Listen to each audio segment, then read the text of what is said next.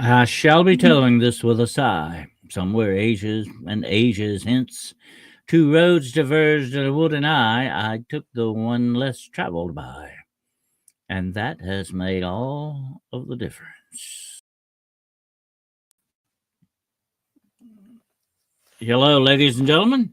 This is your humble host, Dennis Carroll, and this is episode 102 of The Road Less Traveled. Welcome aboard tonight. We have an interesting show ahead for you. It's been an interesting weekend, and we're getting closing in on the week here. So we're going to start your week off right with some very interesting paranormal and supernatural stuff here. And to help us along with that is our co-host on the road less traveled, Mr. Gerald Fountain.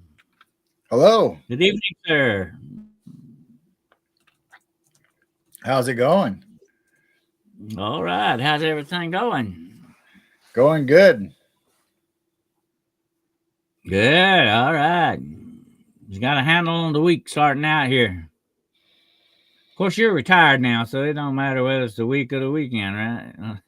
Out this Days another go into day. each other; they blend together now. We don't have to look forward to the weekends, right? No, just another day.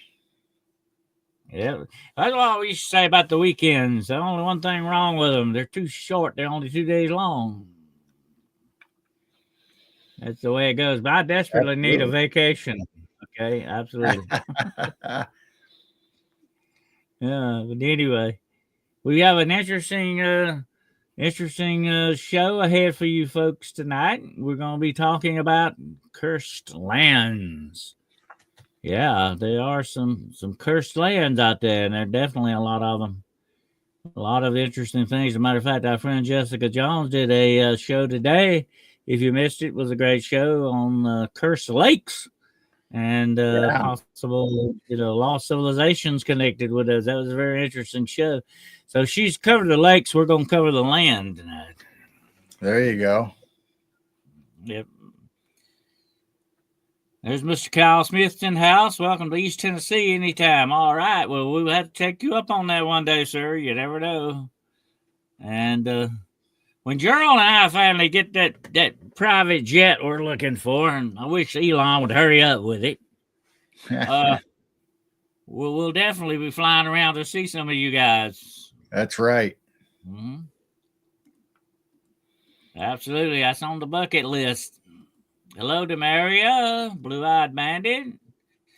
Miss Shiro, how you doing? And Jason Fitch, okay. And of course, I mentioned Kyle Smith, who is in the house with us tonight. We're starting to slowly load the grotto up a little bit here. So, how's your weekend been there, Gerald? Been good. We've been busy doing shows and trying to get some yard work done, and seems like it's one thing after another. Well, did you get to see the smiley face moon and all that? Yeah, but it was not as spectacular as what people's pictures are when they make them up, where it really looks like a smiley face. It's not quite exactly oriented like that when you look at it in real life. Well, we kind of get hung up on the AI images, and they look a lot different than the real thing, doesn't it? Yep. Speaking of the real thing, there, Kyle, I've got your necklace you won on the contest the other night. There it is. Getting ready to ship that to you, and I hope you enjoy it. And we may have some more contests coming up very soon. I got some other stuff I may be giving away here. You never know. Absolutely. I might even raffle a date off with Gerald to some of you ladies out there. If his wife doesn't get mad about that. She might have an objection to that. But we'll just take a camera crew with Gerald, and that way you'll have a proper escort. They can come visit us. They see both of us that way. There you go. I hear you. But yeah, cursed lands. I want to tell you something. I'm gonna mention something about that to begin with here. And you got to remember something about curses, and I've had to deal with a lot of curses over the years. Some pointed at me, some pointed at others. Okay, but here's the interesting thing about curses. You got to always bear this in mind. Curses always come with a price. Price for the cursed and for the cursor. The person that's doing the cursing's got to pay a price for it too. Right. That's just the way it works. It's a two-way street for them. Whenever you do evil, I don't care if it's just doing that to the land or against any person or whatever the situation.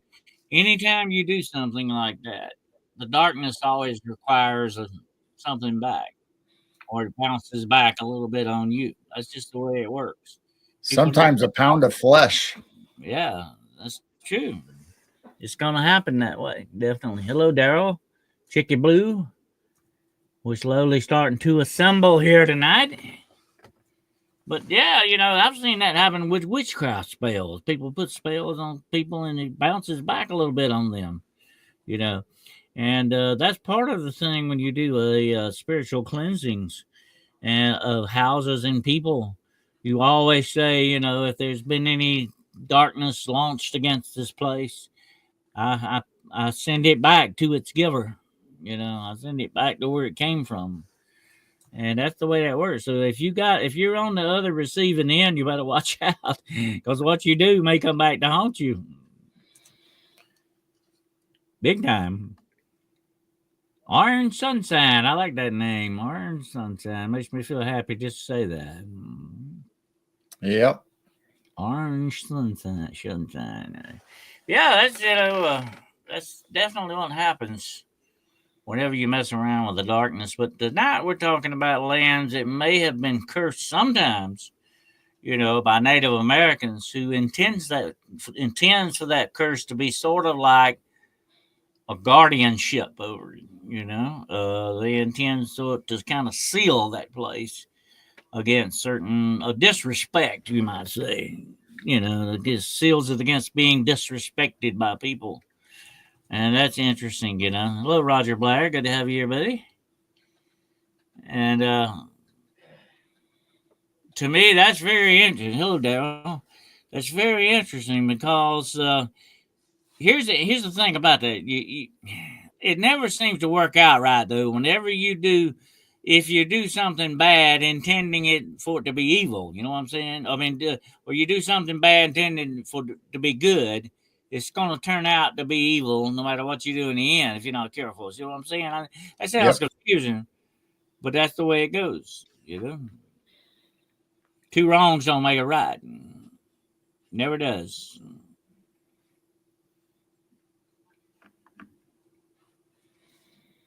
Hello, Demaria. So what do you think about that, Gerald? I mean, that's like a Constantine I talked about before. He's always going around doing this magic, kind of dark magic to get rid of demons. Don't usually work with demons. You know what I'm saying? Yeah, absolutely. I mean, just like you said, there's a price to pay eventually, and sometimes you got to be careful because if you're casting spells, you don't know if the person that you're dealing with, they might have higher powers than you. Oh yeah, yeah. That's so true. You might get it back that way too. Yeah, definitely. And here's another thing. It requires, like we said, a price just a few minutes ago, but it can be a price that you may not want to pay in the end. Very much like, the contracts we've talked about before, dark contracts that people sign, everything. They don't really realize what this entails. But when you lose your humanity and your soul, you lost it all. I mean, there's usually no way to get it back, or it's very incredibly hard to try to retrieve something like that.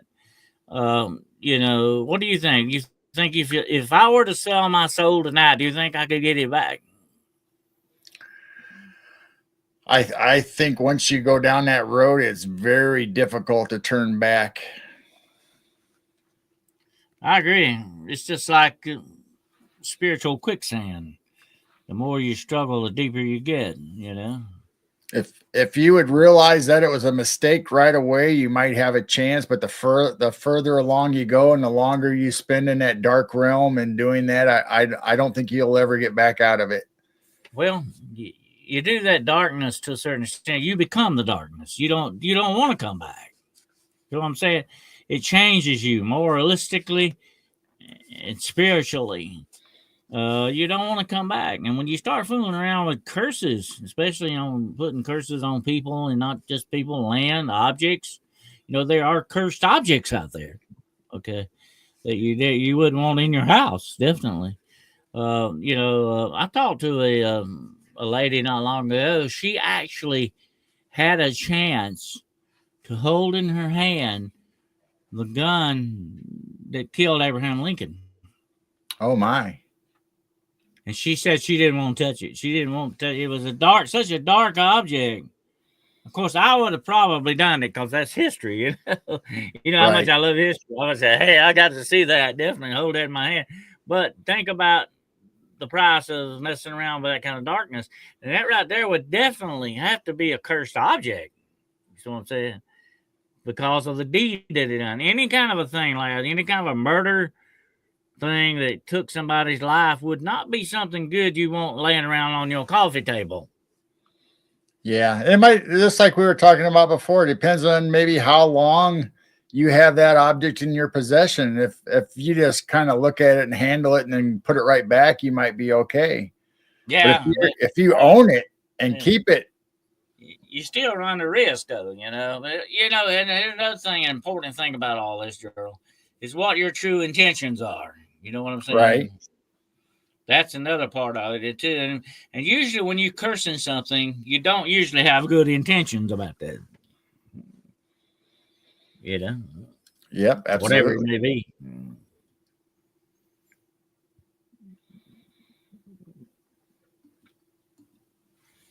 But actually, this lady, I think, worked for the Park Service, and she was with them. They were cleaning these objects or whatever. Oh. And he said, "Here, you want to hold this? This is, John Wilkes Booth Derringer. He shot Lincoln with it." I said, "Oh, yeah." She didn't want to touch it, and I can't blame her in a way, definitely. But I had a case one time where they actually found this gun. And they had found it in a brewery, and it was a very haunted place. But I don't think that was the reason why it was haunted. It could have been, though. It could have been part of it. But they kept this gun and put it in a frame and hung it up. I said, I don't know. Somebody hid that gun in here for a reason. They might have done something bad with that. I don't think I'd feel good about having it on display. Right. When somebody had something like that, usually it's for bad purposes that they hide it, and they found it like hidden up in the rafters or something. That sounded like a murder weapon to me. Oh. But there again, now getting back to our main subject, I have actually, over the years, I have had occasion to investigate murder sites. One of the ones I went to, as a matter of fact, not too far from where I'm sitting tonight, where these two boys were killed in a robbery. And he took them out back behind the store and shot both of them, killed them. My. And I investigated that area. Now, you could still feel something was not right about that place. You know what I'm saying? And I know without a doubt that nobody had ever tried to, sort of cleanse that area or anything like that. Right. It was just like it had been when the murders were committed there, and I could feel a darkness there. Definitely. It was almost like things like that leave a stain on the land itself. Absolutely. And, yeah. Oh. It was a very funky feeling. And the other thing was I was not there with permission, but it was in behind a parking lot so I could walk back there. You know what I'm saying?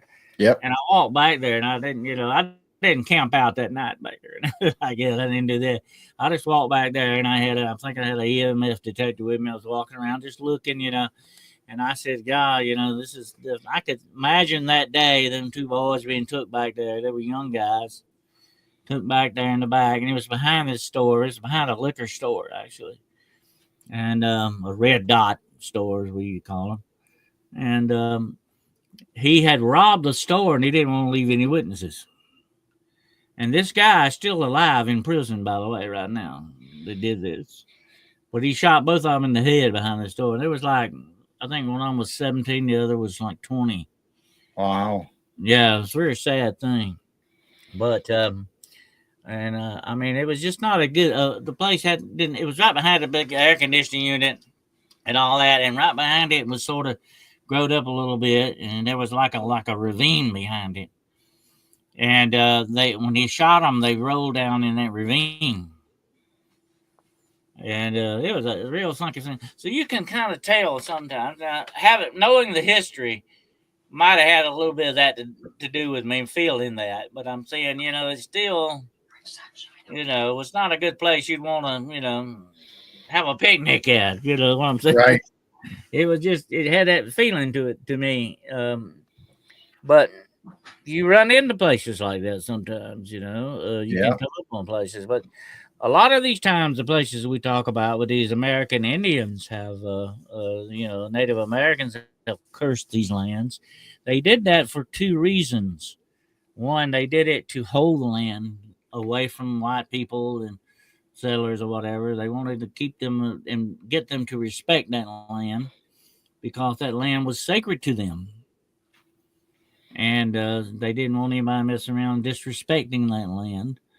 And they also would curse it to put sort of a guardian upon it, a guardianship thing, which could be maybe some type of creature or some type of spirit that's there, you know, to watch over that place and to keep it from being disrespected. You run into that too. There's been a lot of cases over the years I've had where I think I have run into these kind of guardian spirits. Absolutely. There's And a there's the number one place right there, Skinwalker Ranch. Definitely. yep, that's a result of the Navajo witch and with the feud with the Utes. And this is just like you said, they put this guardian there to protect the land and fend off their enemies. And there was like you say with the Utes and the Navajo, they were enemies, and they would curse each other's lands for that reason too. Sometimes, the medicine men would do this to keep the other tribes away from it. So in other words, to keep that land from being productive for these people. And this kind of goes back to we've talked about this before, and I won't get into that tonight. But it goes back to the book of Genesis in the Bible when he said, God told Adam, "This land now is cursed for your sake, and from now on, it's gonna grow thorns and briars for you, and you're gonna have to sweat, the sweat of your brow. It's not gonna produce its good best for you, you know." It's cursed against you, and so that's sort of the main curse that's on this planet, on this world, Right. sin. But Yep. that can be done in other ways too. Other dark things can curse that land as well, and of course that went on with the American natives doing that with each other, the Native Americans, especially, and some of these tribes really hated each other badly. I mean, even more so than the white settlers. They hated these other tribes, like the Blackfoot hated the Crow. Right. And so on. Yeah, I mean, they Yeah, really had a lot of animosity towards each other. I think it's all over. The Cheyenne and the Sioux never got along very well either. It is all over the whole country. And not only that, I mean, you can go back biblically and look at Sodom and Gomorrah being cursed in the land of Nod. Hmm. Yeah, everything east of Eden was that way. Um, that's where Cain's people went. And the curse of Cain was on those people too. The curse of Cain you hear about. Right. Um, yeah. So curses go way back. I mean, they've been with us for a long, long time. And here's one of the things about curses we got to remember. If I were going to put a curse on you tonight, Gerald, or on your land or your property or your family or whatever, I would let you know it big time. Because then begins to work psychologically on you. Now, listen to what happens with this, folks. Listen very closely. And I'm going to be doing a program this week, hopefully, with Chantel. It's called Deactivating Witchcraft. You guys don't want to miss this one, okay? It's going to be good. Anyway, when you curse something like that, okay, the intention behind it is what drives it, but belief is what empowers it. You understand what I'm saying here? If I say that, Gerald, I just put a death curse on you, it can begin to work on you psychologically. I want it to, because that gives the curse power. See what I'm saying?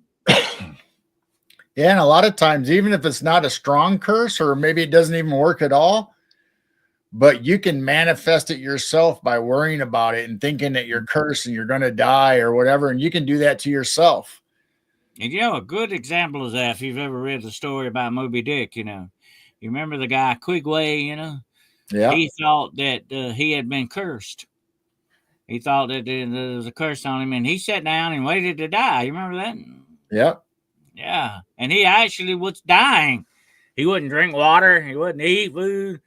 He would have died if if the whale hadn't come along and kind of messed that up. But that's the way this stuff works psychologically, folks. Like I say, I've had curses put on me, and to my face, death curses. And by the way, I'm still here, thank God. But anyway, I would tell them, I wouldn't fall for that trick, because they let you know it. See, they want you to know it because it does empower that. But listen to this: it's not just psychological. I believe it also gives it spiritual power. You know Absolutely. what I'm saying? If you let it. Yep. Yeah. Yeah.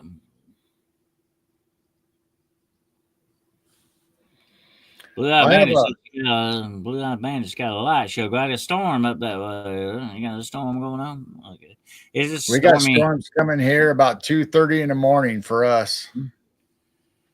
It's that time of the year, spring, hot and cold air getting together, I guess. Yep. But, that's the way these curses work, folks. And, if I were to sell you some property, Gerald, say I sold you about 20 acres, and I say, now, Gerald, I got to tell you one thing, okay? After you signed the deal, there's a curse on this land, And so that might begin to work on you psychologically and spiritually, to know that this land you bought may have a curse on it, You're not going to feel the right way as you would if it was uncursed land. You know what I'm saying? It starts to work on your mind that way, and your spirit, Well, I have a lot of pictures, and a lot of it's spots or land, but it's been because of the bad circumstances or the evil stuff that's happened on them. Like this one, for instance, the hangman's tree. Oh, the hanging tree. There are so many hanging trees in the U.S. that you cannot count them all or remember all of them, but they are definitely cursed land because of all the deaths and bad intentions that have been placed in that one location. Well, you might remember in the very famous story of the Headless Horseman, Sleepy Hollow, that Ichabod Crane came upon a hanging tree. It was part on the trail, and it was where a Major Andre had gotten hanged or something by the British or something like that. And that was supposed to be a cursed tree. And he said he thought he saw something white hanging in the tree. So was it where the lightning might have struck it, or was it something else? And so you would not want a picnic beneath the hanging tree, folks. This one happens to be at Boot Hill. Boot Hill, huh? Yep. My favorite tombstone of Boot Hill. Here lies Les Moore, shot to death with 30-44. No Les, no more. That's a good one. Yeah. Blood flowed there. Yes, wherever blood flows on any land, whether it be a battlefield or whatever, it's not a good place. But you know what? That's what, we're talking about on Justice Show today. land and lakes and places like that, they demand a blood sacrifice sometimes. Some of these places, or they have had a blood sacrifice. It makes them dark land. They call the whole state, the Indians used to call the whole state of Kentucky, I think, the dark and bloody ground. It had a bad reputation supposedly with them. A lot of battles fought there and all that stuff. Wow. That's not good when the Indians name it that. Mm-hmm. But now that's like, you were talking about Skinwalker Ranch earlier. There's some freaky, weird stuff goes on there. And there are other places like that around the country that would, There is. We were talking about that with Bigfoot Dwarf the other night about Devil's Gate in California, Right. And you got a lot of places like that you wouldn't feel good about hanging out in. I wouldn't advise you go camping there. Or here. What's Japan that? Suicide Forest. Oh yeah, that's in Japan, right? Yep. The Japan's Suicide Forest is a place, the second most suicides in the world. Approximately 500 people take their lives every year, which makes it a site for more people taking their own lives than anywhere else. Second only to the Golden State Bridge, the Golden Gate Bridge. Oh yeah, big place for suicides as well. And have you ever done any research in the Hoya Bashu in Romania? It's supposed to be a cursed place. And of course, the one very close to where I'm at, well, not very close, was my section of the country, the Devil's Tramping Ground. I know you've heard of that. Yes. I actually know a guy that told me this. He told me the story. He actually pitched a small one-man tent in Devil's Tramping Ground one night, and he woke up next morning, the tent was outside the circle. Wow. Strange. Yeah, it is. You never know. Once a land is cursed, whether it's from a murder or somebody killing somebody, other entities come in just because of the evil that was committed there. So you never know what you're going to encounter. That's true. And if every place where somebody died was cursed, then there would be no uncursed places, probably, because people have died in a lot of places around us, especially hospitals. But wherever death seems to be in large quantities is worse. You know what I'm saying? Right. Like you said earlier, it depends on the intentions. If it was somebody that wronged you and you killed them, it's probably not going to be cursed. That person, depending if they cross over or not, might linger for a while. But if it's like the Civil War battlefield or a Native American battlefield where they had a massacre or something, and you start getting into numbers of the trauma that's in one place. And that's another thing about these, you see these I call them highway veneration areas, where they venerate somebody dying and on the side of the road there with a cross and all that. That's really not good in my book, really. I'm saying it's okay if you want to. It'd be better, though, for you to venerate where that person is resting and not where they traumatically died, to me, Right. That can't be good. But I've heard a lot of stories. We talked about that on our show, Haunted Highways. A lot of stories of supposedly restless spirits being left in these places, probably because their people are attaching their emotional output to these places. You know what I'm saying? Yeah. And that sort of ties these spirits and stuff to these places. We got to understand that as well. And and just like you mentioned just then, the battlefields, where a lot of trauma, or some of these hospitals, a lot of these insane asylums, where pain and suffering went on. And believe me, the horrific things they used to do to people in these asylums, it's horrible. That was trauma and pain, folks. Suffering on a large scale, putting you in cold water baths and all that stuff, and shocking you with electronics, electro stuff, electroshock, all this junk. They were actually torturing people You know what I mean? Yep. That's not good either. You know? Here's one of those places here. Mm-hmm. What's that name? I said this is one of those places here, the Povgoli Island in Italy. This was an island that they took. Yeah. This was an island they took the people from the plague and put them there, and then eventually later on they put a mental asylum there. So you've had a lot of trauma and a lot of deaths. This says 100,000, 160 people died on this island and are buried there. Well, speaking of islands, I spent a night on an island one time, a graveyard island out in the middle of a lake. And I didn't feel good about that place either. It was one of the freakiest nights I ever spent in my life. And it was a dark, foggy night. I was all alone on this island with a bunch of dead people. Okay. But a whole lot big. It was a big cemetery. And it was a freaky, freaky incident. And I guarantee you that was a cursed space, without doubt. Here's another island you don't want to go to. Oh yeah, the island of the dolls. Yeah. So this had a little girl that drowned while visiting the island, and the caretaker felt so bad and he tried to retrieve her doll out of the water. I'm gonna tell you something. I'll tell you something right now since you brought this up, girl. You better be careful with dolls, okay? Just remember what voodoo dolls do and all this other stuff. But any doll can have actually a spirit put in it, just like a Dybbuk box, okay? You have to be very careful where you get your dolls from, okay?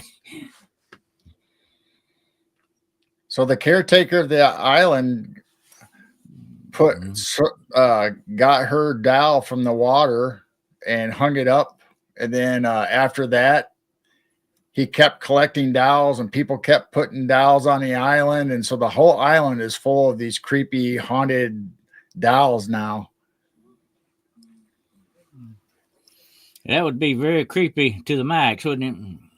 Absolutely. So that's Doll Island. And there's a island, I don't know if you know this, Gerald, but there's an island off the coast of South Carolina called Monkey Island. And that's where they put all the monkeys from failed scientific experiments, by the way, that have had vaccines and all that stuff.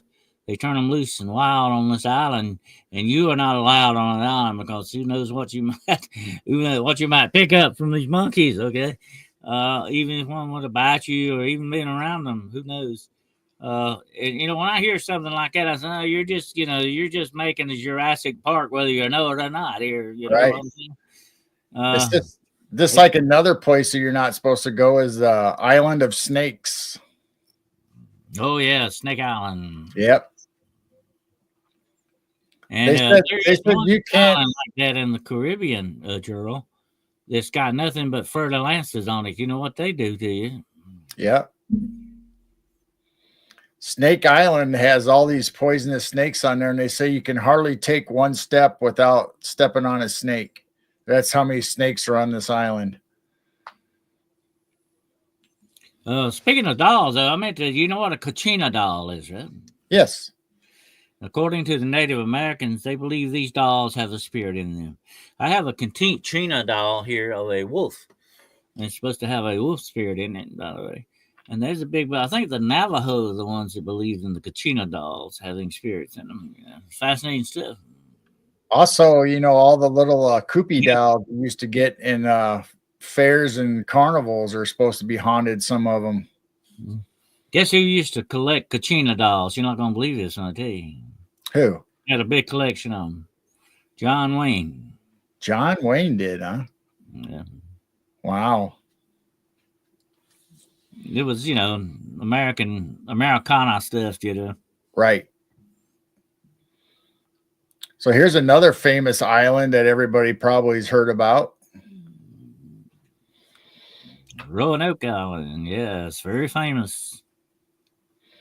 Some Very people big mystery connected to that thing. Some people think the land is cursed there because the colony disappeared and they don't know where they went, and they're the lost colony disappeared under mysterious conditions. And I don't think it was, I've investigated this a lot over the years. I don't think it's that big of a mystery. I think they were incorporated into the Indian tribes that were there.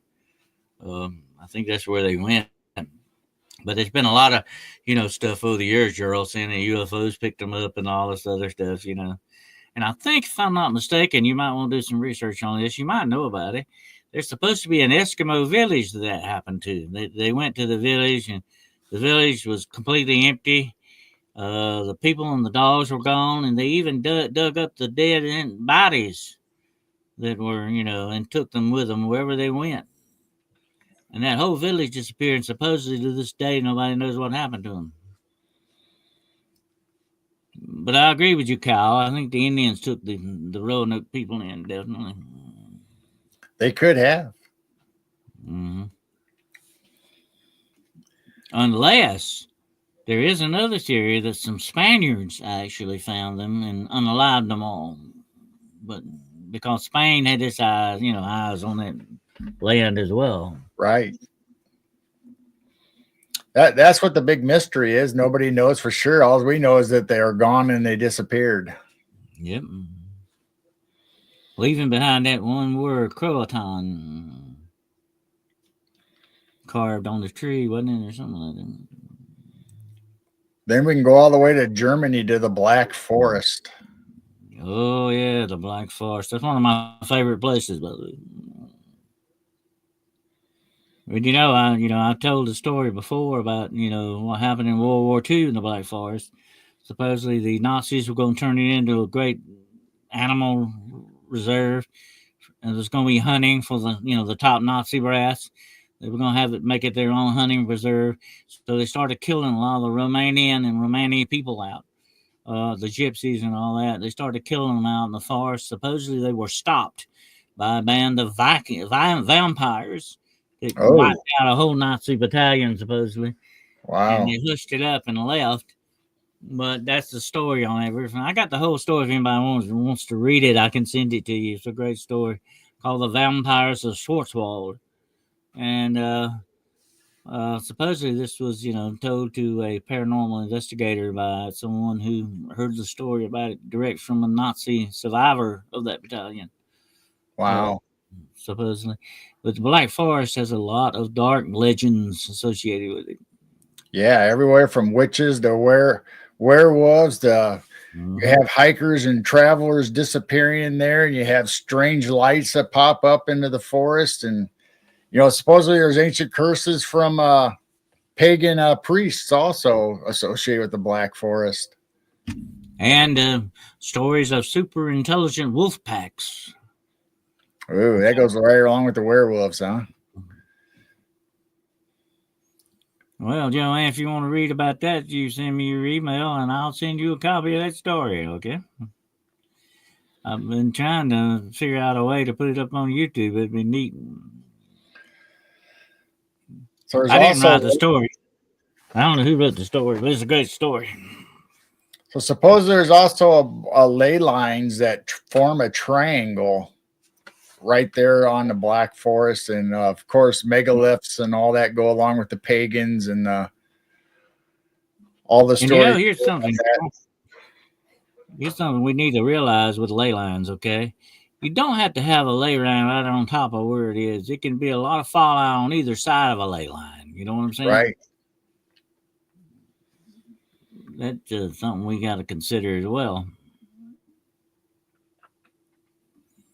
So you got these cursed places all over the world, and there's speculation that some of these cursed places are portals, gateways to the other side of the veil or whatever. Supposedly these areas are cursed because of that reason. I was reading about Faustus today. You've heard of Faust? I know. Yes.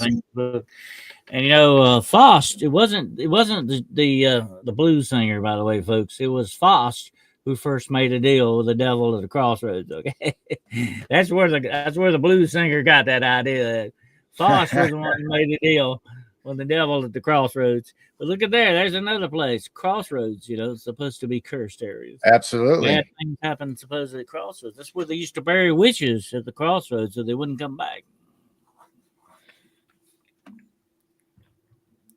I would definitely, talk against having a picnic at the crossroads, folks. Or at a witch's castle. Mm-hmm. And this is in Oregon. Oh, yeah. Started off with we need to fly over to Dracula's castle one day. Oh, yeah. Yeah. Started off with a murder, a family feud with a murderer. Then this kept going from there to people having seances and all kinds of rituals happening here after all that happened. Because of the negativity, you had that attraction. And that's another thing. Once something terrific happens in an area, you start seeing all these seances and gathering and all kinds of stuff happening at that spot because of what happened there that was bad. Yeah, I mentioned that a few minutes ago there, Damien. The Hoya Bashu forest in Romania is very weird, high strange places, high strangeness, absolutely.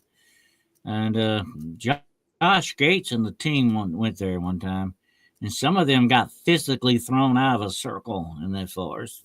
I mean, by something they couldn't see. That was a wild ship. I always wanted to go there. It looks like be a fun place to hang out, Gerald. Absolutely. That's pronounced Hoya Bashu. I don't usually speak Romanian for you, but there you go. And our friend Danielle is Romanian. Hungarian, I think, something like that. Hungarian, Romanian. We need to get her on, do a show one time about that gypsy death cult. Right. I'm gonna have to get that fixed up with her one day. She has a very very static kind of a schedule, so I might have to set that up with her one day. You would find that very interesting. The gypsy death cult. You don't mess with the gypsies. Better watch out. You remember that movie Drag Me to Hell, Gerald? No, I don't think I've ever seen that. You ever seen it? Well, it's about a gypsy death curse on a woman. Since we're talking curses here, this girl, she works at a bank, and she turns down this old gypsy woman who's begging for a loan to save her house, and she turns it down, and the woman puts a curse on her. That's the name of the movie, Drag Me to Hell. And believe me, you don't want to put a curse. You don't want a gypsy putting a curse on you, okay? But also, there's another famous gypsy curse movie, Thinner, by Stephen King. Remember that one? And the guy's kind of a fat guy. I've never watched it. He's kind of a heavy set guy, and he gets a curse put on him. And he does somebody that bad wrong somehow or another. But he gets a curse put on him. And the curse is no matter how much he eats, the more weight he loses. Thinner. Oh. It's sort of like a Twilight Zone movie. It's a great movie, though. Thinner. Or Drag Me to Hell. I like Drag Me to Hell. That was really good. Drag Me to Hell was interesting in a witchcraft sort of. It sounds like a horror where they're cutting up a lot of people and throwing heads around. No, it's not that like that. It's a thinking kind of a movie. But it's kind of a what I call a creeping horror kind of a movie. It slowly comes up on you, you know what I'm saying? But it's about witchcraft mainly.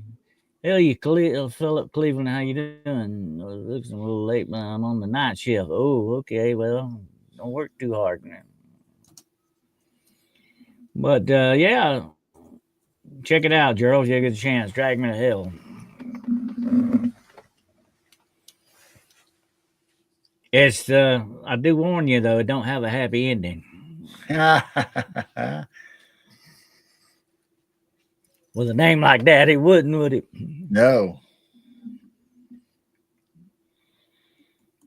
The girl that's the main, she is a great actress, whoever she was. She was really good in that part. She was really good. And she's very much like some of these people you see in banks and places like that. They just like, you're not a human being to me. I don't care. You're just a number,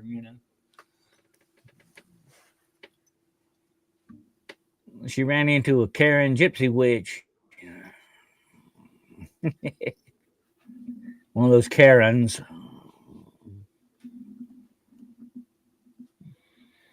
I got my foot on a banana peel at present. I'll skip it. Okay, y'all. My favorite Stephen King book or 7-book series called The Dark Tower. Oh, yeah. I never got too deep into that. I don't know. I just, I like some of his other books. Karen blocked me on Facebook today. Oh, my gosh. Well, she did you a favor, Love. Okay. Right. That's the way I look at it. Somebody wants to block me, they're doing me a favor. That way I don't have to worry about blocking them.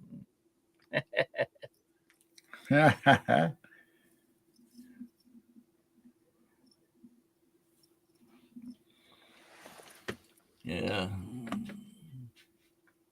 But yeah, be careful about these cursed lands, folks. You don't want to go camping on them. Definitely not. But I think a lot of times, you got to look at it this way. Some of these cryptids that people report, like Bigfoot, Dogman, something, can be put there for a reason, folks. Yeah, you got to look at that too. I blocked myself today. I've had enough of my crap. Oh, that's what Blue Blazer said. Okay. All right. If you can't block yourself, who can you block, right? That's right. Anyway, yeah, some of these things are put there as guardians over these lands. And if you disrespect the land, you may have a big problem, And that's why I said a lot of times, Gerald, when I used to go on cryptid hunts, I would sort of give the land an offering, sort of out of respect, maybe leave some tobacco or something like that, Respect the land, folks, when you're out there. Respect that. Respect people. Respect situations. Respect lands. Respect. If you don't give respect, you're not going to certainly get it back. Well, you probably won't because that's the way it works, To get respect, you got to what? Give it. Please send to me, Vlog Sunny L. Oh, you want me to send you the Vampire Story Vlog? I'll certainly do that. You send me your. I don't know if I've got Vlog. Send me your email, okay? I don't think I've got it. So send it to me, and I will certainly send you a copy of that story along. This is a great short story. It gives you the creep side. I like a story gives you the creeps. But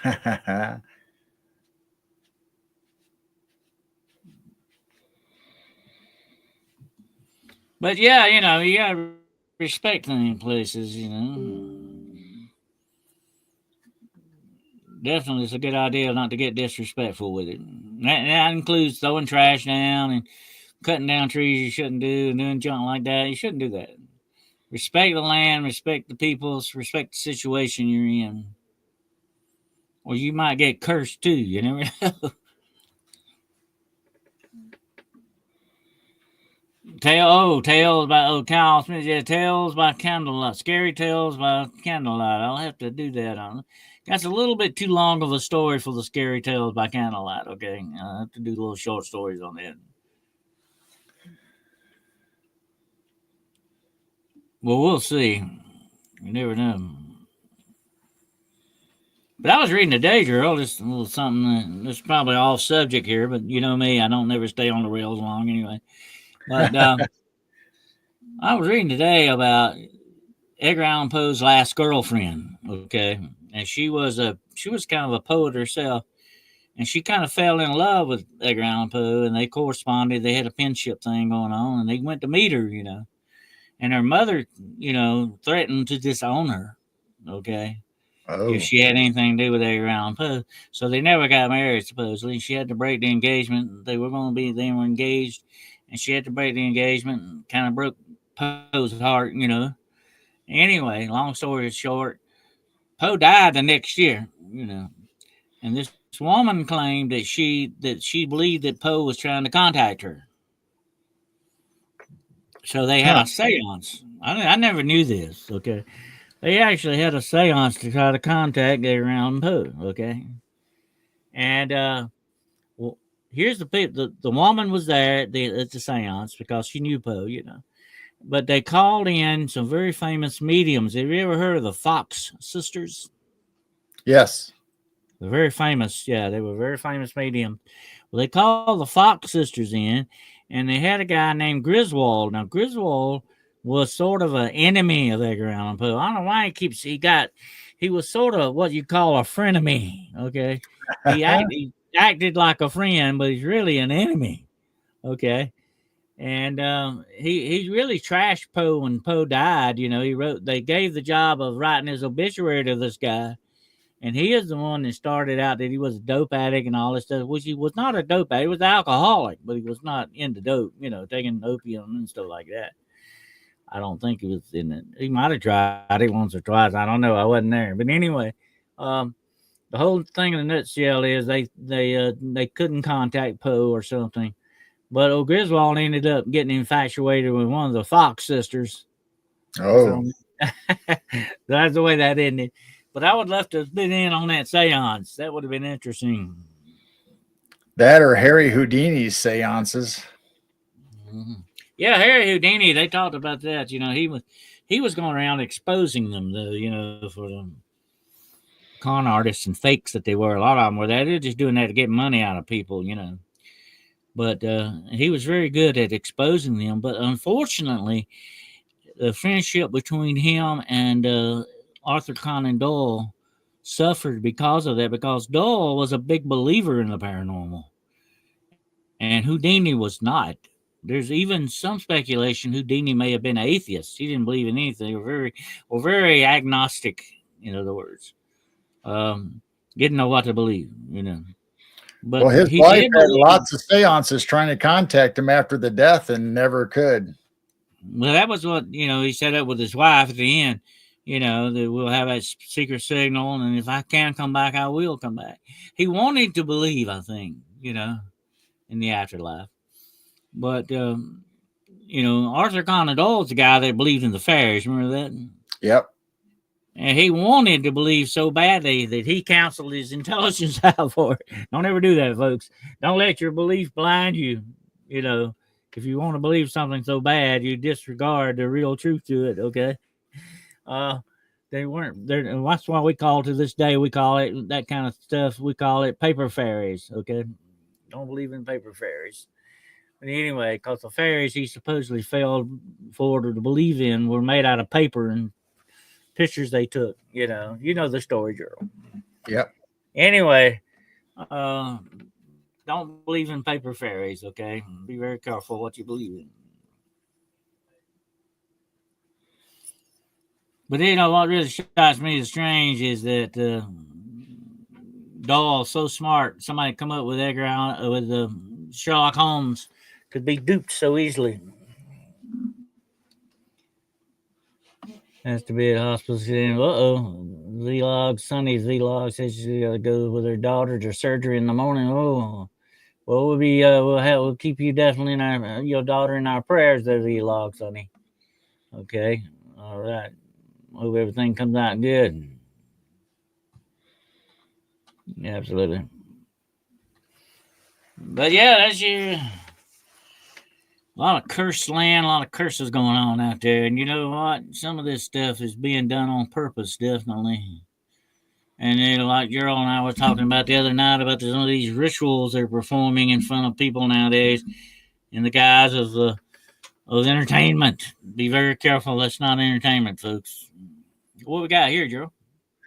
We have the New Jersey Pine Barrens.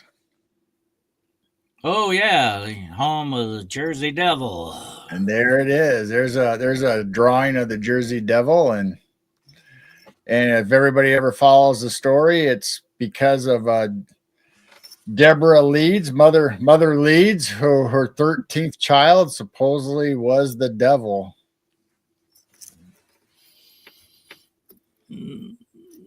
She says, I have another child that's going to belong to the devil.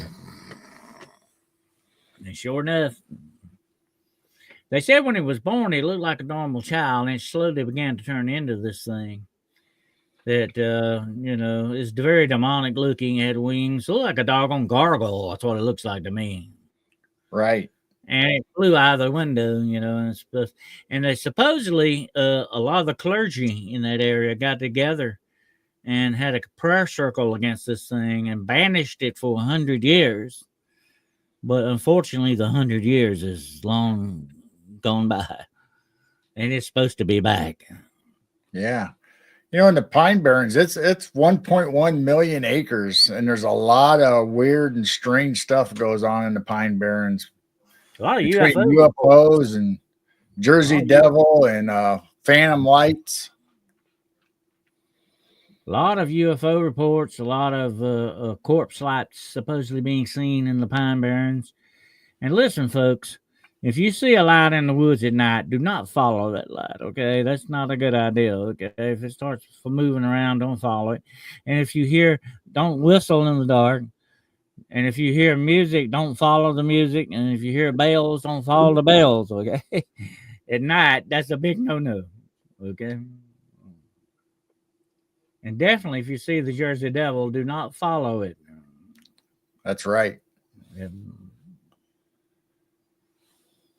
But I would always wanted to mess around the Pine Barrens a little bit. But it is, if you ever, and I know you have, Gerald, you've been in a pine forest. There's something different about a pine forest, okay, folks?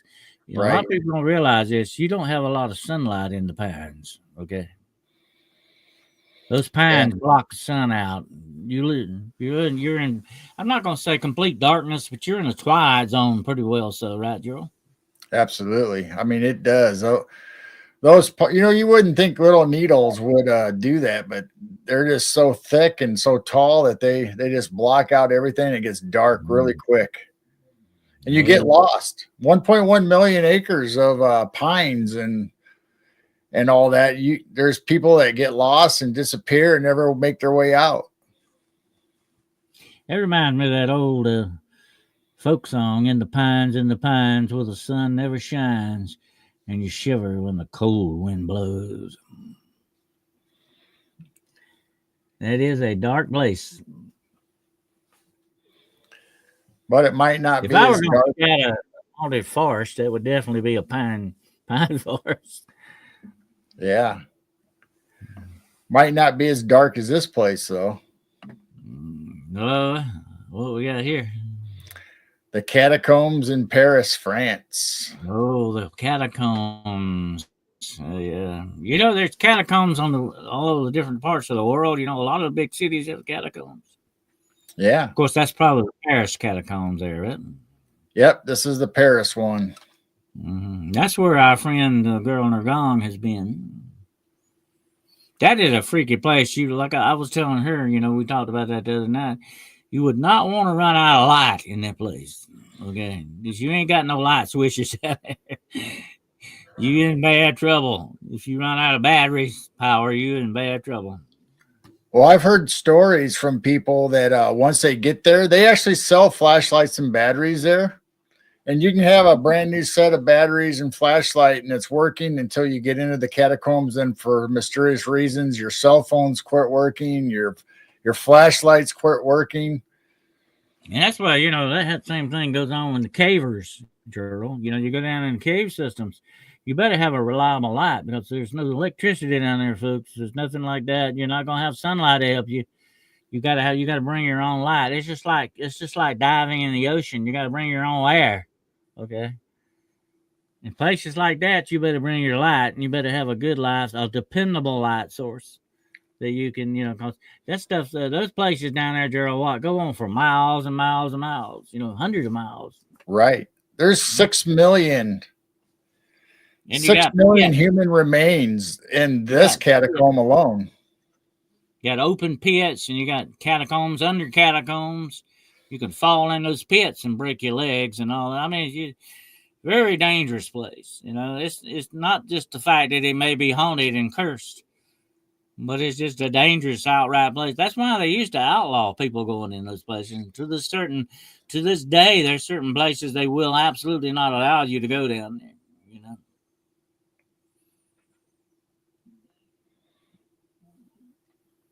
Bones upon bones upon bones. Thousands, hundreds of thousands of people. They had to empty the graveyards of Paris out every now and then, folks. Or they would be burying people on top of other people.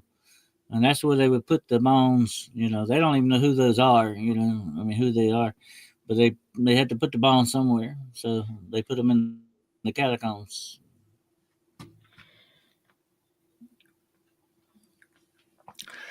So yeah, that's definitely a cursed place now. There's a church, right, Gerald, made with out of bones and chandeliers made out of skulls and stuff. Yeah, they have they have prayer places, so if you have loved ones that have been down there or are down there, or you think they're down there, you can pray for the souls, pray for the remains.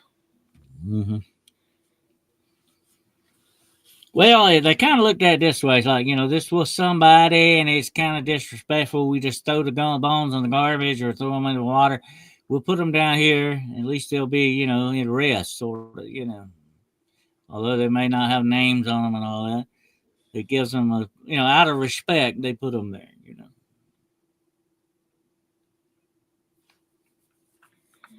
And of course, Edgar Allan Poe wrote a very famous story about the cask of Amontillado, where the guy took that, the guy who was going to kill, he took him down to the catacombs and walled him up. Remember that, Gerald? Yep.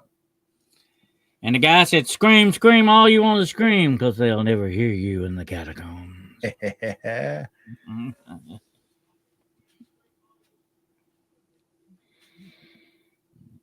That's one of my favorite Poe stories, by the way. That's a great story.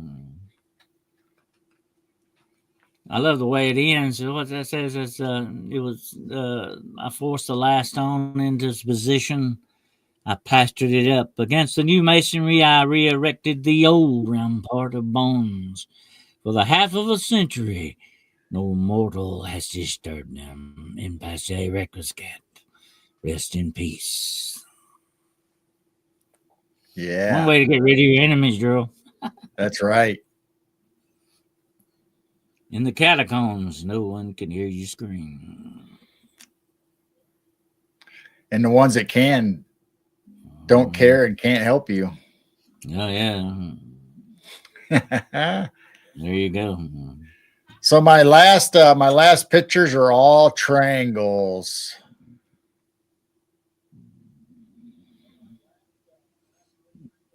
This is the Nevada Triangle.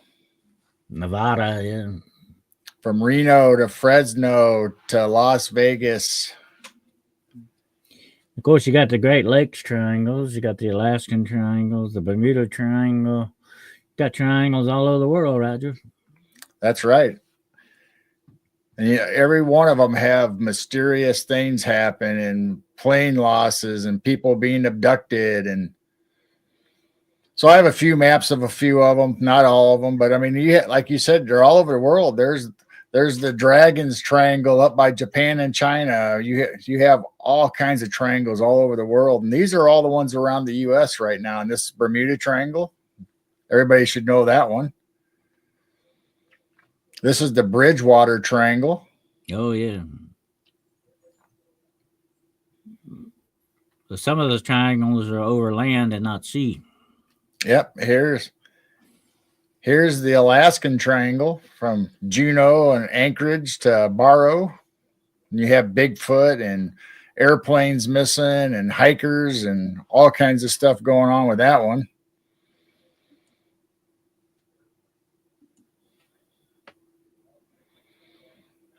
All kinds of triangles and all kinds of mysteries.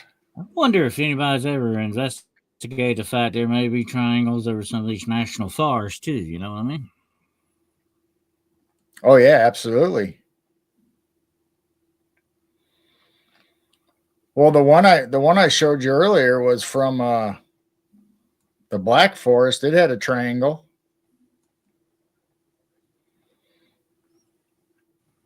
Let me get back to that picture. Yeah, this is the Black Forest, and it has a triangle inside the forest. Mm-hmm. Yeah. And of course, that's connected with ley lines too. Is that right? Yep. Yeah, the ley lines actually intersect and cause a triangle right there in there, and all mysterious kind of stuff seems to happen in that Black Forest. Now, I don't know if any of the other ones are caused because of ley lines lining up like that or not. Well, like I said, on either side of the lines, they don't have to be right on top of you. On either side of the lines, you got a lot of activity, a lot of weird stuff on either side. But here's where it really gets interesting: when those lines cross. Right. Yeah. Yeah, you have a 1 point where they cross, or multiple ones cross, even more than two. Intersect, you might call it. Yeah. Yep, you have an intersect or like a vortex where they combine. There's even if you look Caleb, it up. Caleb, how you doing, Caleb? Hope you're doing good tonight, brother. Good to have you here. Yeah, that's and look at all of the old religious places and some of these mounds and stone circles and all that. They lay right on top of these ley lines. Absolutely. But I said this before, I'll say it again. I believe a lot of the ancient peoples knew of this earth energy. That's what I call it, earth energy kind of a thing going on. And they knew about it, and I believe that had something to do with some of the ancient technology you and I have talked about before, Jerome, Tartaria and all these other things. What I like to call the history before history. We don't know we don't know what kind of technology these people may have had, but they had to have something to lift these incredibly large stones and be so precise with them. Don't tell me they did all that with a hammer and a chisel, okay? I don't believe it. Yep. There's even a Dogman's triangle. Oh yeah, I've heard of that. There's probably a Bigfoot triangle too, or a lot of sightings of that. In certain areas. Definitely. Like I say, I think it's got a lot to do with these ley lines. Definitely, somehow or another, it's got something to do with a lot of this earth energy. They're either taking energy from these areas, or then energy is drawing them to these areas. Right. It's fascinating stuff. Isn't there? There's another triangle in the Japan Sea, right? Yeah, the devil's. You have the devil's triangle. You have the dragon's triangle. The devil's, the Hoodoo Sea, as they call it, the Hoodoo Sea.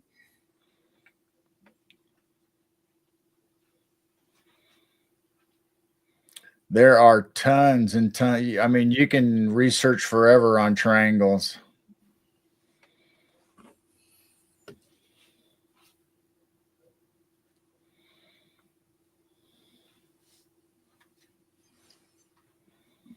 That's definitely fascinating stuff, man. Well, I think there's a connection between some of these places, definitely with portal activity of some sort, or interdimensional activity of some sort. Yeah, absolutely. I mean, what's weird is it, like you said, ley lines and the triangles. Is it the land itself, the ley lines that are creating this stuff? Is it attracting the paranormal, the Bigfoot, the cryptids, or are the cryptids and paranormal stuff causing these triangles? And Maybe look, it's all the above. you can have this on a smaller scale too, Gerald, like fairy circles. Yeah, absolutely. Fairy trees. certain trees that you're not supposed to mess with. You know, they belong to the fairies, kind of thing. And some of this stuff is supposedly sitting right on these ley lines we're talking about. You know, the land before the curse of time. Caleb J says that's right. You know. There's so much we don't know. It's like the Bible hints at it, and we talked about this before. A very interesting point of that it puts forward. If you think something is new, no, it has been of olden times which were before. There's a lot of history that's been lost, not, and some of it's been covered up on purpose. By the way, Yeah.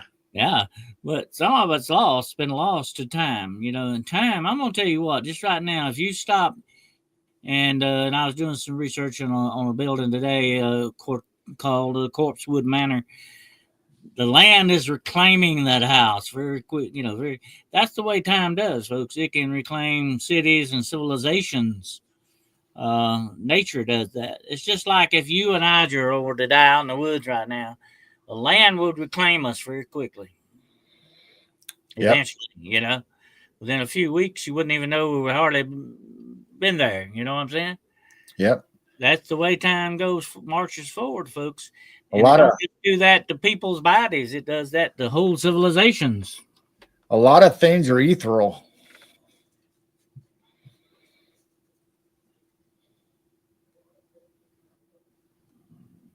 Well, as long as you were nice to the tree there, Joanne, I don't think the tree will hold that against you. She said she put a screw hook in a tree today. She was asked you to forgive her.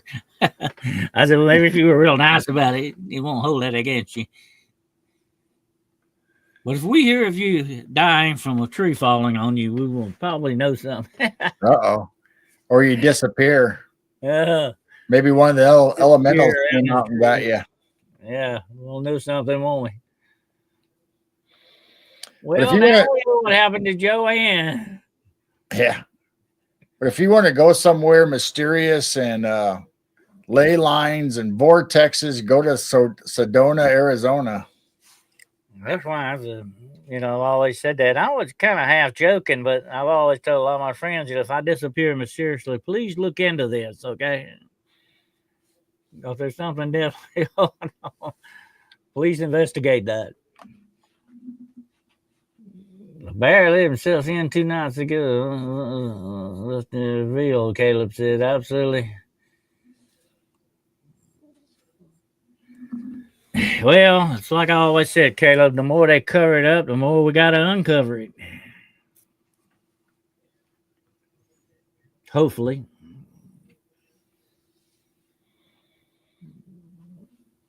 The ley lines, yeah. Yep, ley lines. The bear came in on the porch, huh? Ooh. I was telling you that the other day, Gerald. I mentioned that to somebody before. What an old ranger once told me about mountain lions, you know. It always stuck with me, you know. He said when you see the mountain lion, it's already too late. That's a good point. Definitely. Yeah. You see the bear, it's usually too late when you see the bear, okay? I run into a lot of bears. Most of the time, here's what I like about bears. You can bluff them. But if it's a mama bear, I wouldn't attempt it, okay? No. Not when there's cubs around. Nope. Florida has the most freshwater springs on earth. Has reclaimed itself out of the flood, spitting up the silt through the springs. Florida is also supposed to be the location for what, Gerald? The Fountain of Youth. That's right. And when you find it, let me know. You would think with my last name I would know, but I don't. It was a juvenile bear, huh? Juvenile bear got on Joanne's porch. Okay. Well, usually you can scare them off.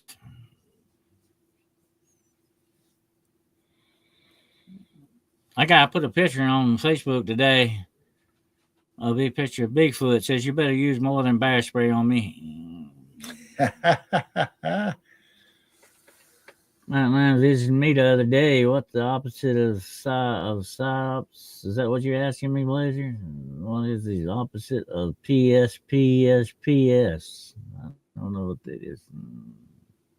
Any idea, Joe? No, I'm assuming if it's Blazer, it's a joke. What is the opposite of PSPSPS? Enlighten us. It's also on the same ley line as Jerusalem, huh? Oh, that's PSSTO. Okay. I figured there was a joke in there somewhere. Yeah, the whole world's covered with ley lines. It's just not the U.S. It's everywhere. I mean, you can go anywhere.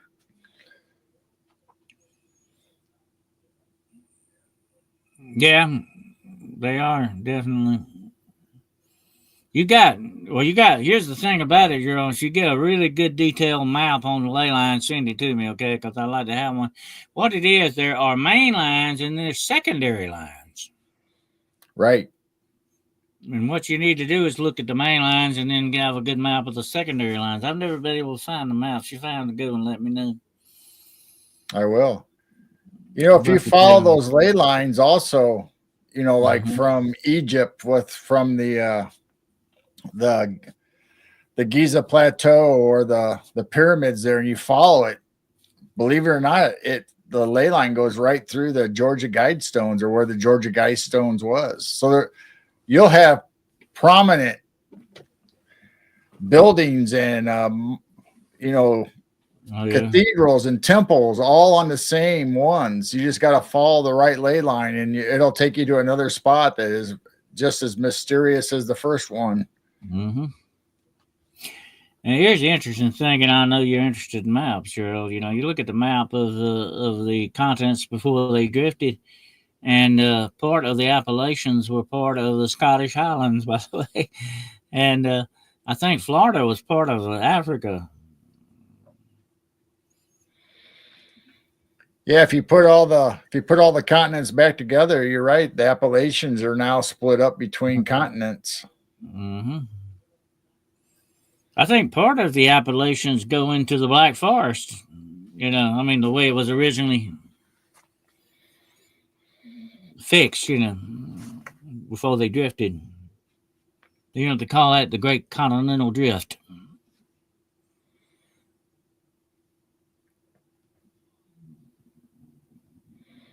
Yeah, the London Bridge is in the United States. Young Love says the bones of children on London Bridge. I never heard about that. You talking about London Bridge? Yeah, London Bridge is now in the United States. It says they put the London Bridge, which had bones at a lake. Oh, she's talking about the London Bridge they put in Arizona. Is that where it was? Somewhere like that. Yeah, they they took apart the original London Bridge brick by brick, stone by stone, and they actually moved it to the U.S. And put it in a lake over there. Yeah, it was in Arizona, I think, somewhere like that. They made a movie about that. Did you ever see that movie where it's the Return of Jack the Ripper? And what it was, the spirit of the Ripper was attached to that bridge, and he came back and started murdering people. It's a pretty good little TV movie. I think Terror at London Bridge was the name of it, something like that. It was our good friends on Creature Features had that on the other night, girl.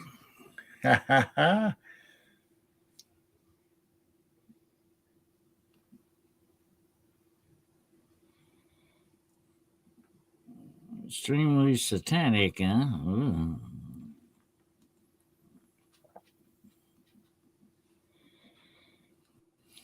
I think Wizard Moon. I talked about this before. I think the Garden of Eden, the real Garden of Eden, was in another dimension, kind of a thing. It might have been here on planet Earth, but I'm thinking it was sort of like, you know, in another realm itself, because it does definitely have angels guarding it with flaming swords, or it did, and may not still be there anymore. I don't know. Yeah, or it could have been closed up for all time, you know.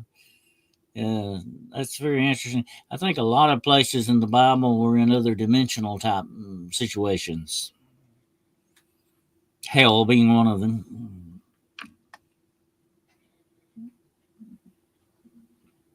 I've heard that theory about the Garden of Eden being in Florida. I don't know about that, but it's an interesting theory.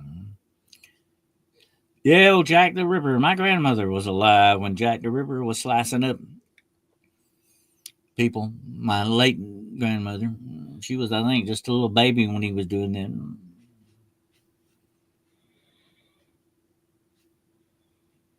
1882, I believe. Something Yeah, like that. my great grandfather, they moved to Illinois in 1850, so they would have been around here when that was all going around. Mm-hmm.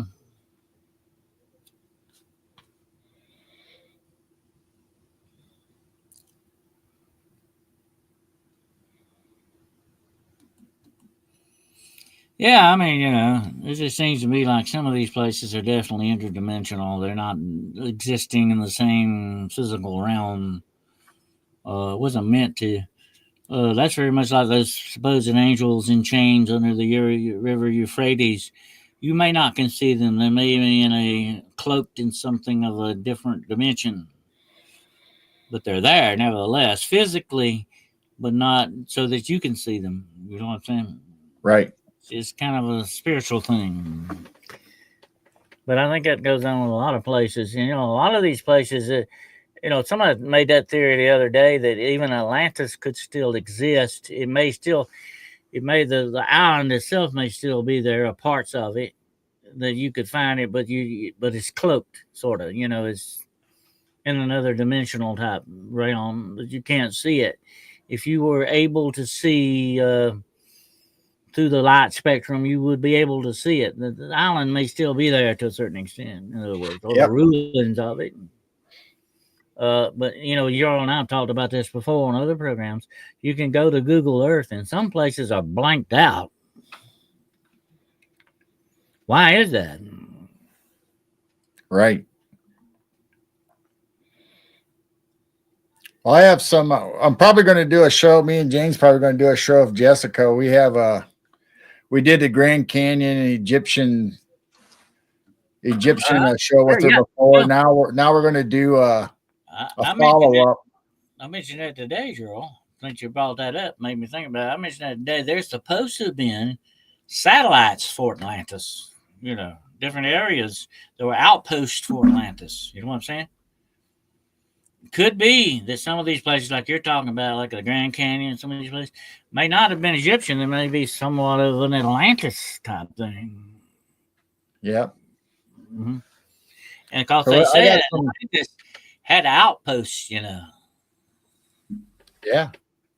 So I have some maps that are showing Israel and the Dead Sea and all that could possibly line up in the U.S., which leads right down to the Grand Canyon and goes across the Grand Canyon into the Mississippi Valley, Missouri Valley, and that's why I think that Southern Illinois is called Little Egypt.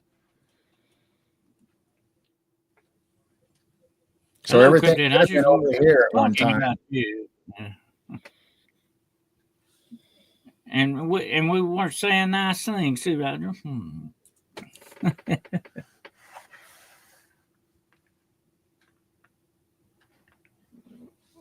We were saying nice things. We were quoting your show today. We were talking about, Jessica. You were doing cursed lakes. We're doing cursed lands. But the interesting thing about lakes, and I mentioned it today. This is a spiritual thing about water. You know what I mean? Water is Right. very spiritual. It's sort of like a spiritual conductor. You know what I mean? Yep. They say water holds memory. So maybe that's why you have the Lady of the Lake and all these hauntings and stuff around lakes and water. Water remembers. If the cherubim were guarding the gates, it's in another dimension. They never leave their posts. Was reading Adam and Eve, and if they're guards there, that means that possibly man could find a way out to get to them. Get back to them. So that's why you got to have guards. That's an interesting proposition there. But there may be, I did a show on that the other night. The liminal places. There are a lot of in between places. But listen, here's something you got to look at and you got to consider. Okay, between dimensions, there's got to be space in between transitional dimensions. Okay, if you're transitioning from this dimension into another dimension, you got to go through something first. That in between, that liminal place in between the dimensions. And that place could possibly have creatures or beings attached to it. You know what I'm saying? Yep. And a lot of this stuff that we have in this world could come through these dimensions and these liminal places and get into our world, or vice versa. That's an interesting concept to think about too. And we call that transitional dimensions. In other words, you're going from one dimension to another. You got to go. It's just like going from one doorway to another through a hallway. You know what I'm saying? Well, liminal spaces is wide open and vast. It's long hallways. It's never ending, and you can get trapped in liminal spaces, including back rooms. People talk about back rooms all the time. Well, you'd have to be very careful in those liminal places because there's a possibility of you not coming back from it. You could not interrupt the transitional thing from one dimension to another. If you did, you take a chance of being lost in that liminal in between place for good. Yeah. See what I'm saying? A lot of people call it the void. Mm-hmm. Yeah, the void. Yeah, this is liminal. And these liminal places, like we're talking about tonight, okay, that's another name for these places. These triangles we're talking about, and a lot of these other places, they are liminal places. Okay, so, that's what I said about. Here's what I'm saying about this. So, if you were to find a portal or some kind of a transitional place like that, you better think twice about going in because you may not come back. See what I'm saying? There's a chance you could get lost. Remember that episode on the Twilight Zone, a little girl lost? You need to put that on your channel one night, girl. That's a great Twilight Zone episode, by the way. Little girl lost. She fell through the wall in her bedroom into another dimension, a liminal place, and only the family dog could go back and retrieve her. Yep, that's in a lot of movies. I mean, Poltergeist. Mm-hmm. And the guy in that episode, the father wanted to go after the little child, and he said, "No, don't you go, because you may not come back. You may not come back, and you got to think about that." And we talk about all these missing people and stuff like that. A lot of this may be actually tied to that, but if you better think twice and three times before you step foot in a portal, because you do run the risk of never coming back through that portal again. Because once you get through there, it may be like a hole. It may be like that rabbit holes we talk about, girl. When you get down the bottom of a rabbit hole, there's a whole lot more rabbit holes. And you don't want to get lost in them. And that may be the way dimensions are. You've got to be very careful. If time and space are moving, just like, we've used that example about putting your foot in a river. Remember that? You put your foot in the river of time. You come back the next day, you're not the same person. That's not the same foot, and that's still not the same river. Things are moving and changing constantly. You'd have to be very careful with that when it came to dimensions. Right. I mean, we're time travelers every day. I can't even complete this sentence without moving through time. Right. Time is ever moving like a river. It doesn't stop unless you dam it up. But you can't dam time up, I don't think. But anyway, it's still constantly moving. It is a living thing almost. I think there was a story about that one time, about time being a living. Uh-oh. Well, hopefully Dennis will come back, unless he's just gone on my screen. So yeah, liminal places and back rooms. That's a great show. I look forward to doing a show on that myself, and we got a lot of subject matter, and I think Dennis is trying to get back in. There he is. I got lost in time, girl. I got lost in time there for a minute. There you go.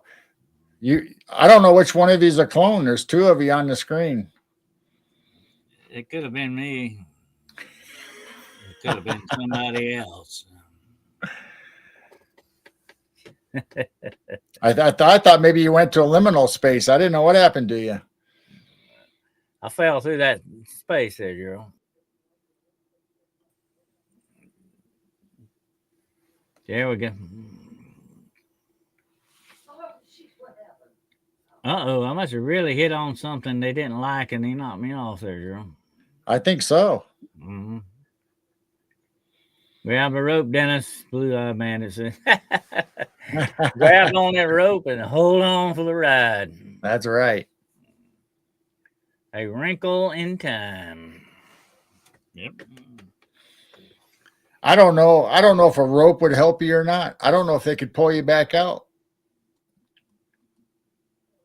That's right. But I hope it's like, a hydraulic system jacked up to that rope or something. I've seen, obviously it's movies and TV, but I've seen them where they went through portals and all of a sudden the rope just cuts off and just drops to the floor. Well, yeah, that's what I always thought about those movies about the deep sea diving, You went down in that suit, But I hope your enemy's not up on top and cut the line on you. You'll be in trouble. I got a lot of enemies that would probably love to do that, Gerald. Oh, boy. They'd like to cut the line. But anyway, you got any more pictures? Nope, that's it. The only one I had, I didn't grab a picture of it because I didn't know what to show you, but it was Ubar, the Atlantis of the sand, where the whole city submerged underneath the sand. It's over in the Middle East. Well, since we were talking about that earlier in the show, a lot of these ancient cities have a lot of tunnel systems under them. And they speculate that some of these cities, I think there's one big city like that in Turkey. Turkey, I think, is the way they want you to pronounce it now, by the way. Anyway, I think that they found that, here a while back, there's a whole city under there, Why is that? Why were people building stuff underground and they didn't have to worry about missiles or anything, did they? That's interesting. Why were they doing that? Right. But I thought, we said it before on other programs, Gerald, that there's a lot of the clues of our history underneath us. If we could see what's really down there, you know what I mean? Right. Absolutely. I mean, there's so many clues and so many mysteries that we will never get to them all. Be my luck, I'd end up in the labyrinth with the Minotaur. You better bring a magic sword and shield with you. Yeah, bring a magic sword and shield with me there and hope the gods are on my side, right? That's right. I was reading today, speaking of the gods, the goddess of witchcraft, Hecate, was so venerated that even Zeus, was giving her gifts and everything. And so she was one spoiled lady, by the way, Hecate. But since I'm going to do a show on deactivating witchcraft, she is the goddess of witchcraft, and I'll tell you more about her later on. Hecate. Absolutely. Well, thank you there, Blazer, for those gifting 10 Hunting the Shadows memberships. Thank you so much. Thank you, Blazer. That. Fantastic. Great. Look there, folks. We got 10 more chances to be a member here. There you go. For special videos and content. Yep. Thank you so much, Blazer. Appreciate that. Absolutely. But definitely, like we talked about before, there's a lot of mystery to this. Well, I love Earth mysteries, because that's another fascinating part of the paranormal field. And there's not enough research being done on a lot of this stuff like there should be, it's hard. I mean, you find stuff all the time, whether it's online, and then you got to check to make sure, okay, is that factual? I mean, Mhm. there's so many entries on the internet about things, and there's a lot of stuff that don't jive with the other article or the other thing that you find. And you just got to make sure and double check. And it, Well, it, that's what I've complained about so many times, Gerald. These people are making it hard on real researchers trying to do investigative research, and they're misdirecting us. They're putting misinformation out, rumors and lies, and I mean, I don't know why they want to do that. Let's go off and do something else that's constructive instead of doing that kind of crap. But they do it, and that really impedes a lot of research. It really makes your job a whole lot harder and unnecessary. yep.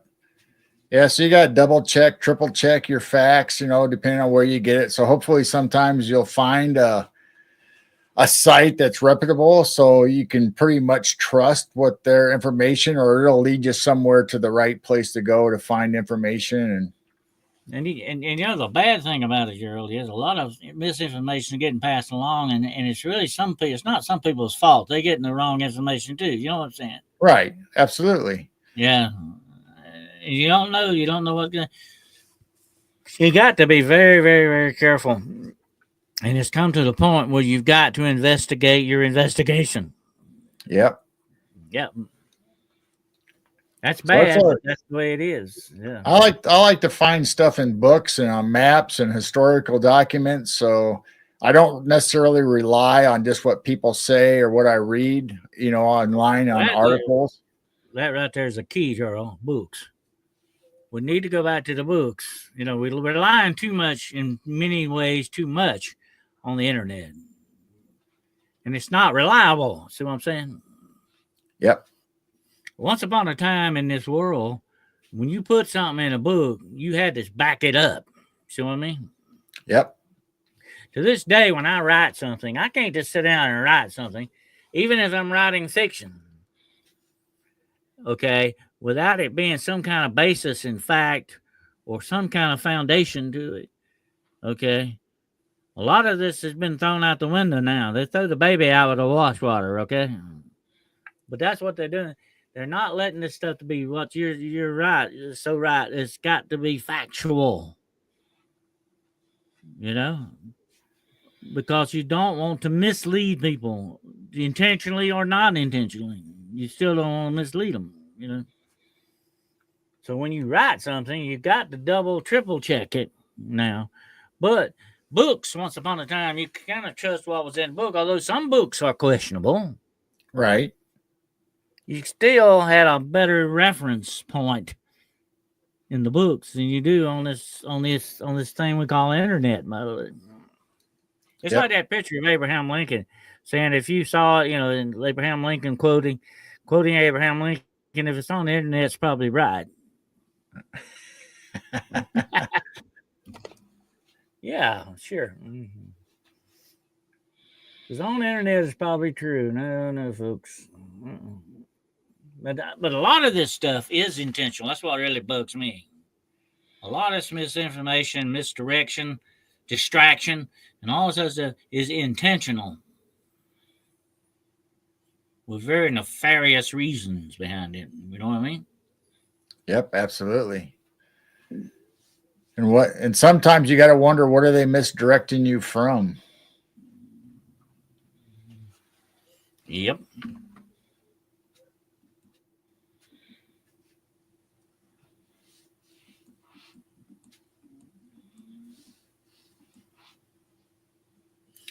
Well, it looks out. Guess it's going to be it for Cursed Lands and out there, Gerald. You got any last thoughts on this?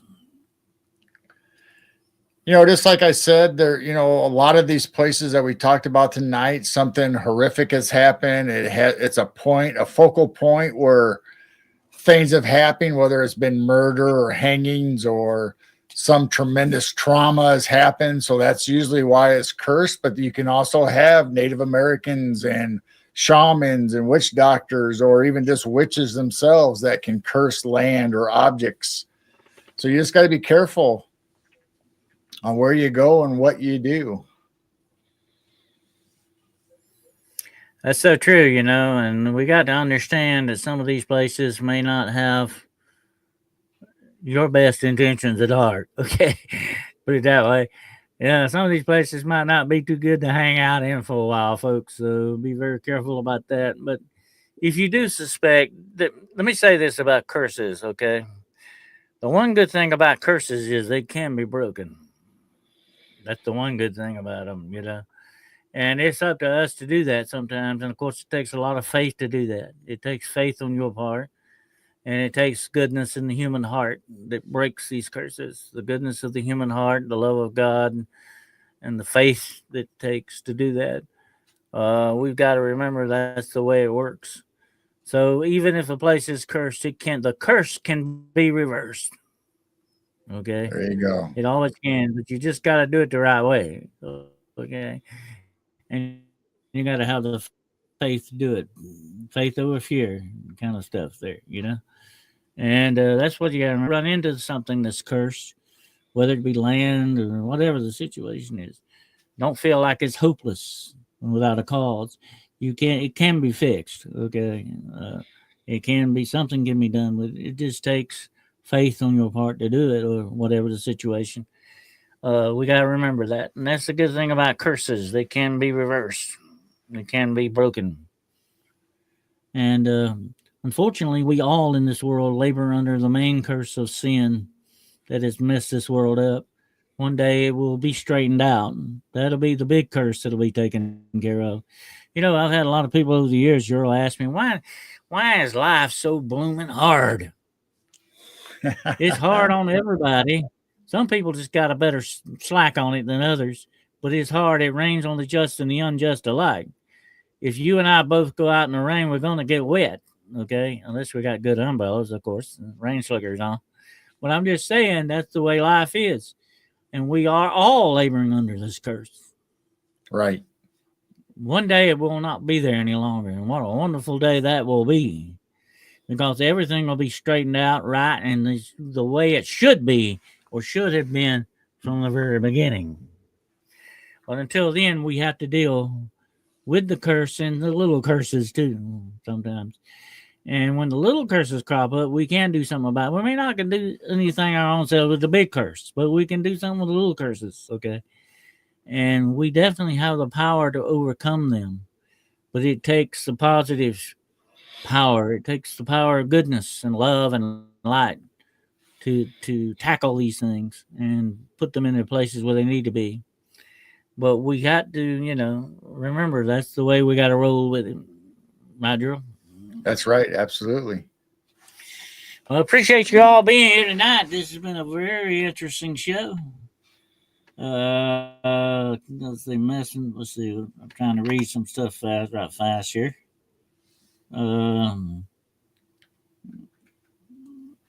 Because they messing with the weather, not so much rain to grow on the washing. Oh, they messing with everything. There are certain forces out there, Blue Eyed Bandit, that want to be a curse, and they are to a certain extent.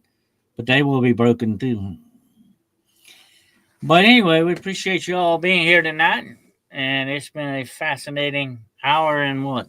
Oh my gosh, I think we done went an hour and a half on this. Yep, well, almost 2 hours. Look, time goes by when you're having fun, girl. That's right. Tell everybody what you got planned for the rest of this week, sir. All right. Well, if you guys didn't check it out, we had a great show with Greg House from Woodwalkers on our show the other night. And it was a fantastic show on his experiences and 25 years experience and with Bigfoot. And then speaking of Bigfoot, if you went and back and want to watch our movie night on our Rumble channel, we just did all the Steve Austin Bionic Woman episodes with them versus Bigfoot. That was good to see that again. Then this Wednesday, we're going to have a UK guest, so it'll be 2 p.m. Central. So it's going to be the afternoon. It'll be evening for the UK, obviously. And Paul Stobbs is going to come on. We're going to talk about the Nephilim and fallen angels, the Nephilim and the clowns, all the historic clowns that we've had that relate back to the Nephilim. Yeah, okay. That'll be good.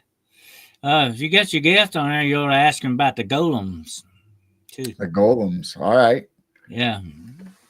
That's a very interesting subject. I've been doing some research lately on that. You know, it's actually an act of creation, sort of speak. It ain't really creation, but it is a very interesting thing in the Kabbalah. Wow.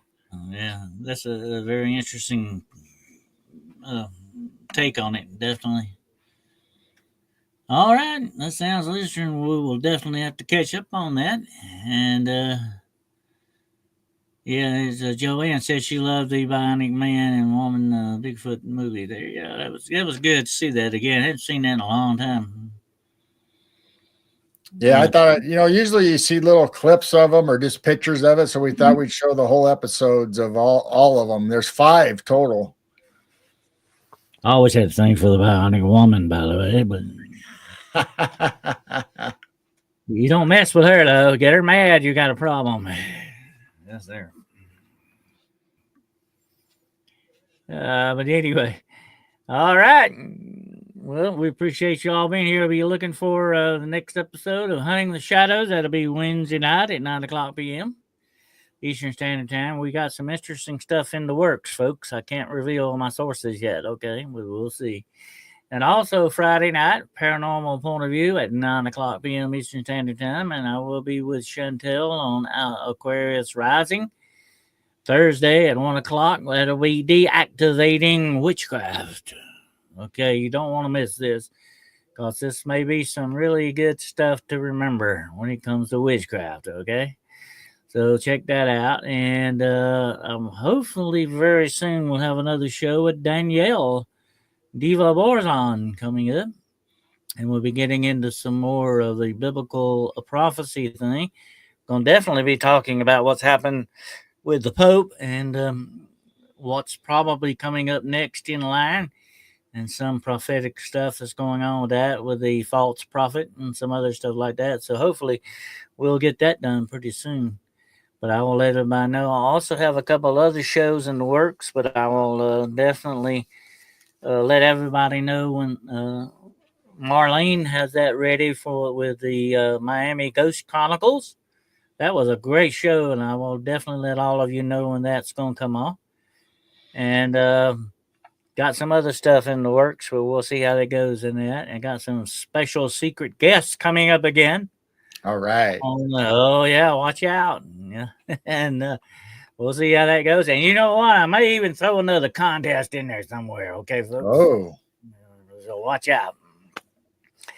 All right. Well, we appreciate you all so much for being here, and your support is tantamount. Absolutely. We really appreciate you showing up and taking the journey with us down the road less traveled, right, Gerald? That's right.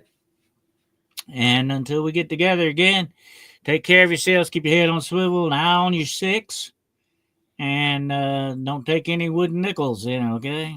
Do they still have those, Gerald? I think they do. Okay. Well, don't take any of those either. Okay. They're probably not worth a nickel anymore anyway. But anyway, we thank you all so very much for being here. And we hope that God will richly bless each and every single one of you out there. And thank you so much for joining us tonight. Until we get together again, my friends, Godspeed and ciao. Night, everybody.